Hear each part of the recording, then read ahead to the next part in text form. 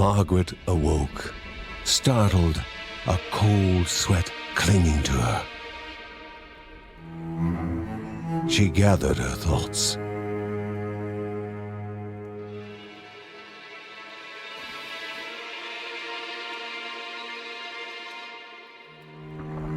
Aged wood creaked, echoing through the quiet rooms.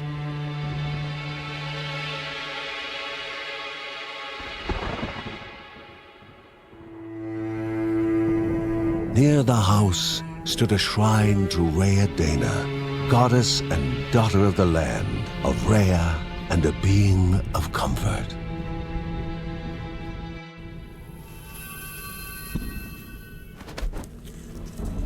Margaret sought answers.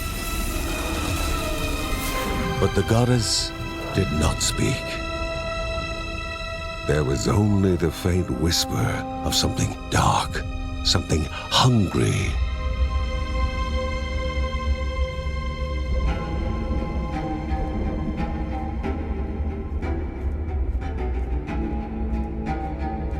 The old seer's bones felt the weight of their age as she climbed.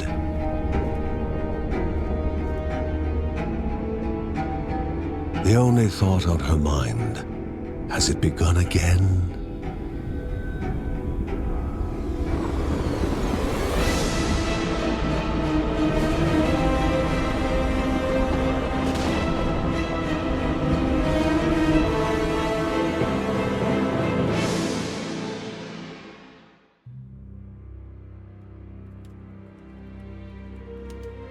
John's mission would be a simple one. He was to investigate Rhea's greatest shrine. His mother presented him with a fresh divinity shard.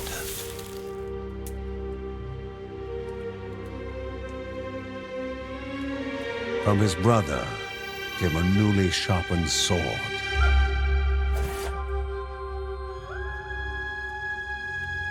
His wife gave him a kiss, and his daughter's hugs were full of reason to return home safe.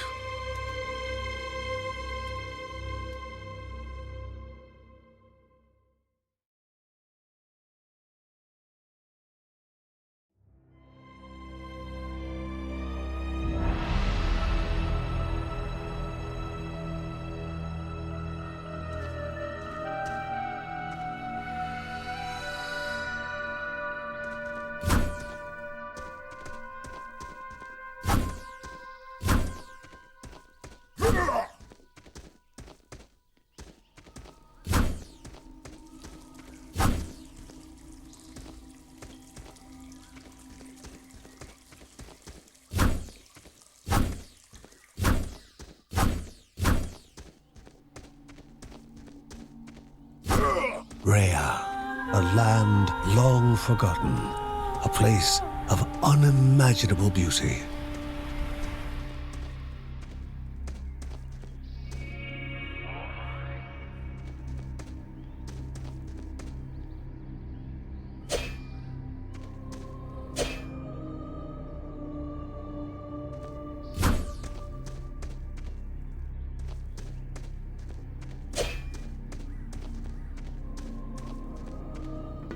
It first appeared as sludge given life, slithering creatures, small and vile.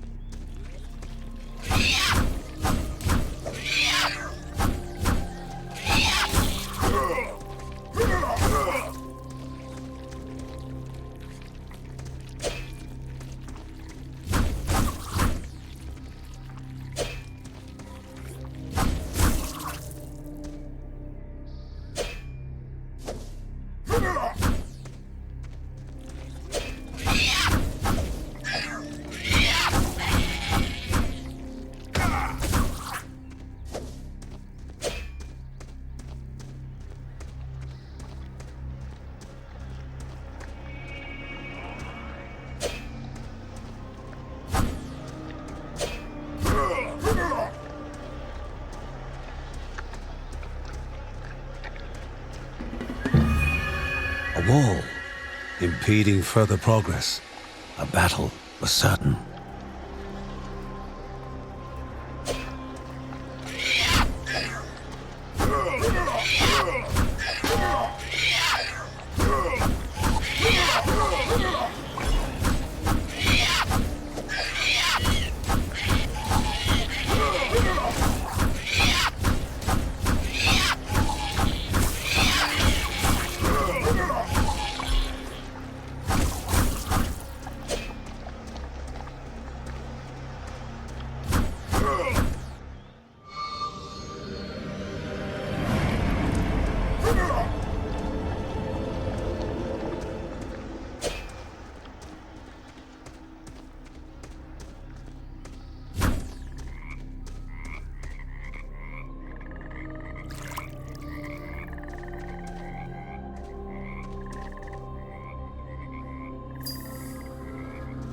The shard grew warm, humming softly from the harnessed energy. The shard grew warm, humming softly from the harnessed energy.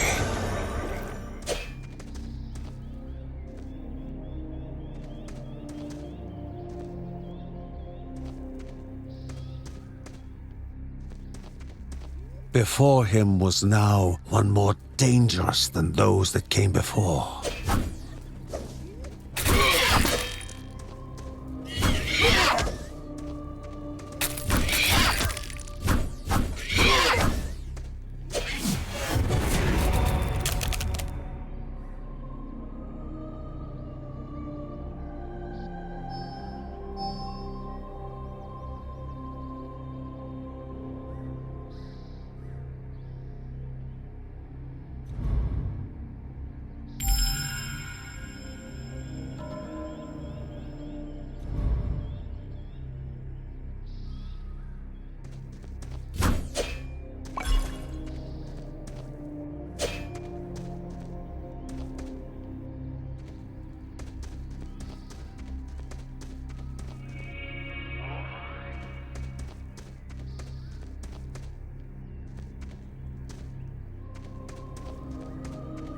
Goblins, a familiar threat, albeit farther out than usual.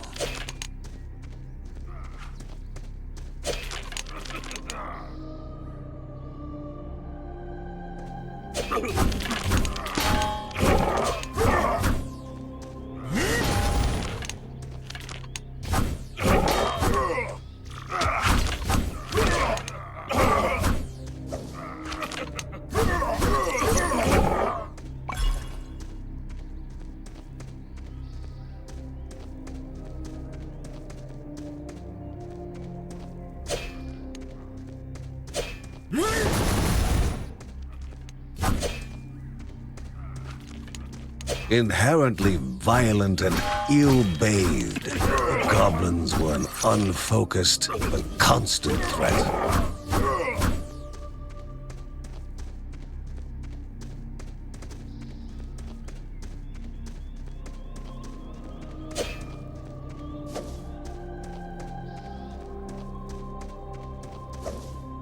Magnificent but dangerous, a land of love found and of love lost.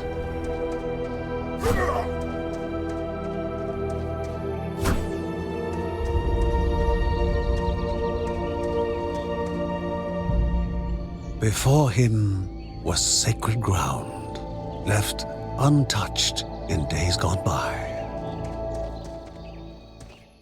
Remaining calm and collected, the shock of his heart-skipping beats was concealed in expert fashion. Before him stood Linda, his eldest daughter, with bow and quiver at the ready, determined to do her part.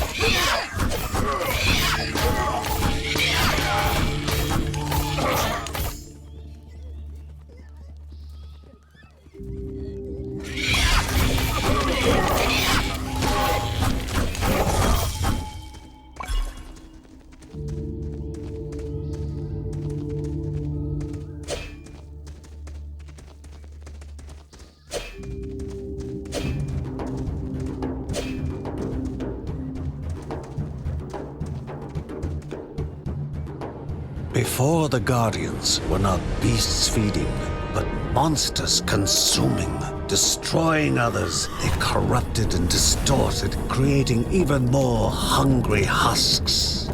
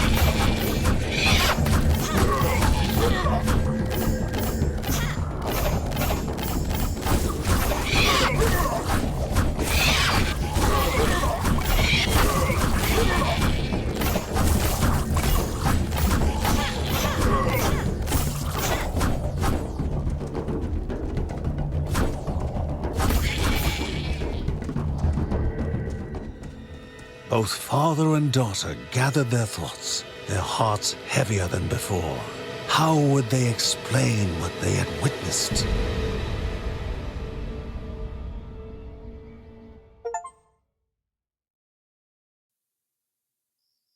The ancient tree had been cut down.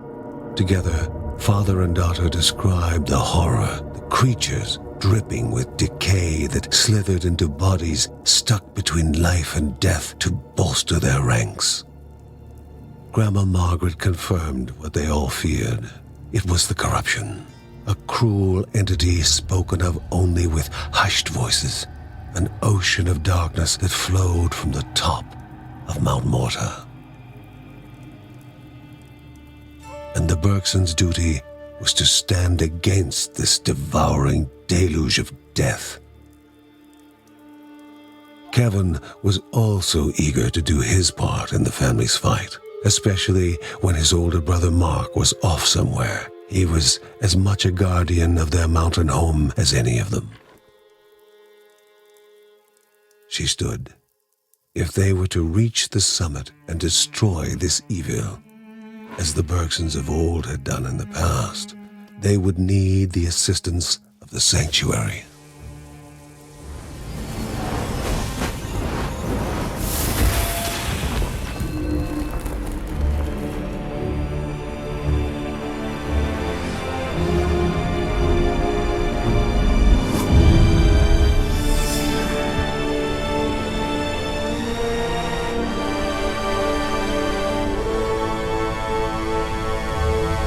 Given to the Bergsons by Rhea herself, the sanctuary was a gateway to the mysterious lands around the mountain.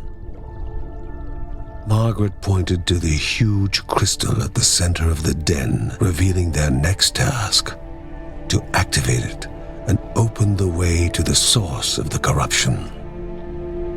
And once Rhea's 3 spirits are gathered on the grounds, the only gate to the top of Mount Morta will open in this chamber. By himself, or with the assistance of those who loved him, John needed to gather the 3 spirits from their lands. Without them, he would not be able to stem the flow of the corruption.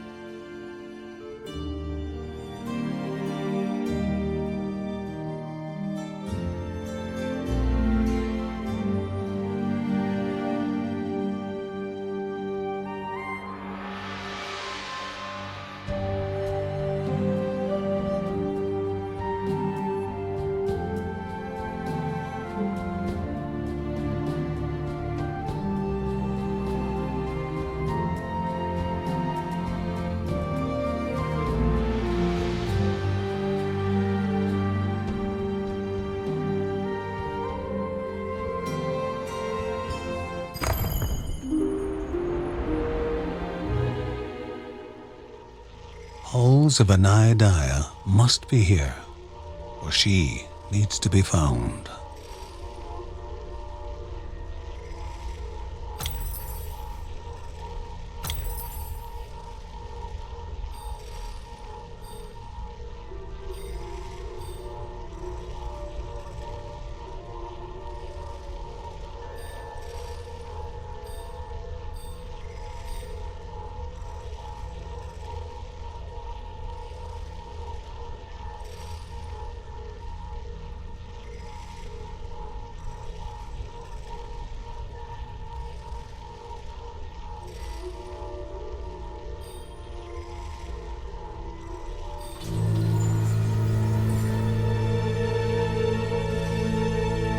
A celestial shard chipped directly from the ancient crystal in the sanctuary.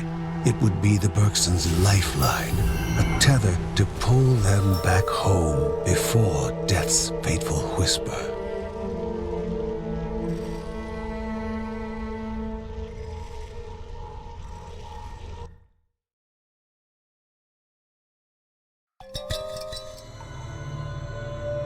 Filling the winding tunnels of the silk-covered caves, the acrid taste of poison lingered in the air. Spiders.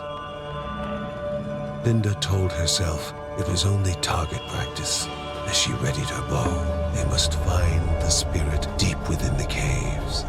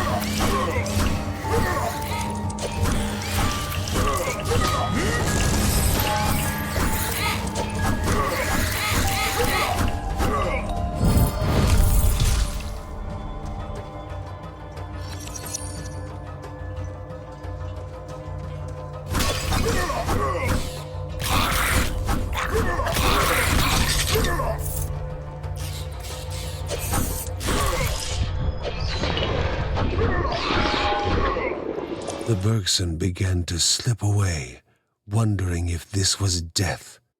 It was warmer than they expected.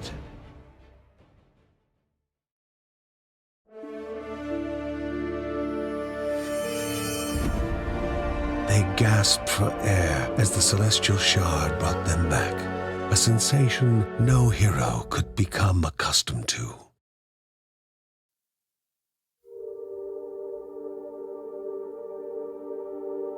As she heard John and Linda describe their foray, thoughts rushed through Margaret's head. The corruption had amplified the creature's wickedness, and no longer were they part of the harmony of the Rhea. With the new threats looming, Margaret asked Ben to prepare his workshop. He would have to take charge of enhancing the warrior family's weapons and armor.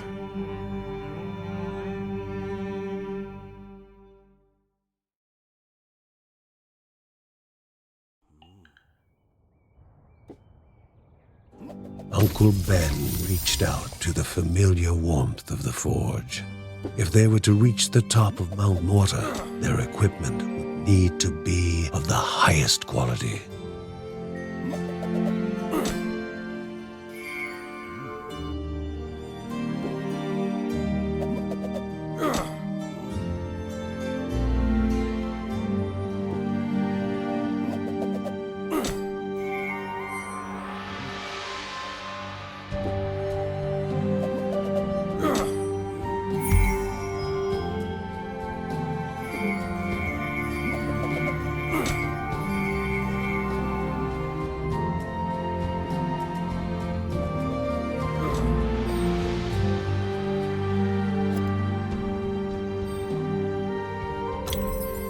She knew where it was coming from. Her ancestors had spoken of such corruption flooding down the mountain. But Grandma Margaret wanted to know what it was, and what needed to be done to destroy it.